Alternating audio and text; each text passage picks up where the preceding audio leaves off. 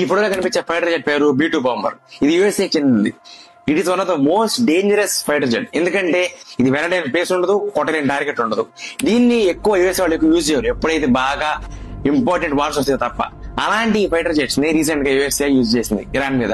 అవును, మొన్న రాత్రి అరౌండ్ 2:30 ఆ టైం ఫ్రేమ్ లో ఆపరేషన్ మిడ్ నైట్ హ్యామర్ పేరుతో ఇరాన్ లోని 3 మెయిన్ న్యూక్లియర్ రీసెర్చ్ సెంటర్స్ ని వాళ్ళు బ్లాస్ట్ చేశారు.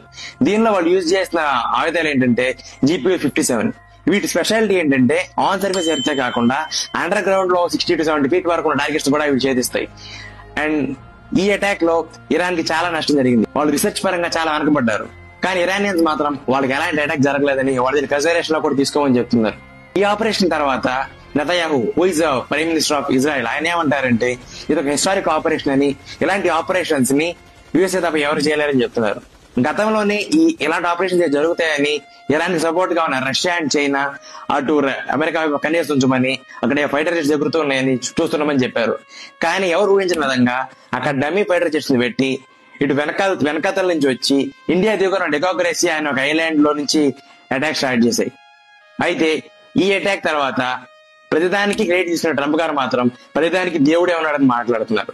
అయితే ఈ అటాక్ తర్వాత వరల్డ్ లీడర్స్ రియాక్ట్ అవుతూ పుతిన్ గారు ముందే ట్రంప్ గారికి ఇందులో ఇన్వాల్వ్ అవుతుందని చెప్పానని, అండ్ దాంతో పాటు ఇరాన్ కి సపోర్ట్ గా ఎవరు లేరు అనుకోవద్దు అని పరోక్షంగా ఆయన చెప్పారనమాట. అండ్ దీనికి అగెనిస్ట్ గా రీసెంట్ గా నార్త్ కొరియా కిమ్ గారు కూడా ట్రంప్ గారు చేసిన ఈ ఆపరేషన్ ని చాలా ఖండించారనమాట. ఓవరాల్ గా ఈ సినారియోలో ఇండియాకి చాలా ఎక్కువ ఇంపాక్ట్ ఉంది.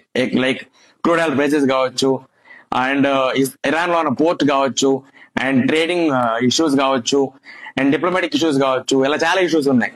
ఇక్కడ మెయిన్లీ మనం చూసుకుంటే ఇండియాకి రష్యా మనకి ఫ్రెండే, ఇజ్రాయెల్ మనకి ఫ్రెండే, ఇరాన్ తో మంచి రిలేషన్స్ ఉన్నాయి. ఇలాంటి సిచ్యువేషన్ లో ఇండియా చాలా డిప్లొమాటిక్ గా హ్యాండిల్ చేస్తుంది.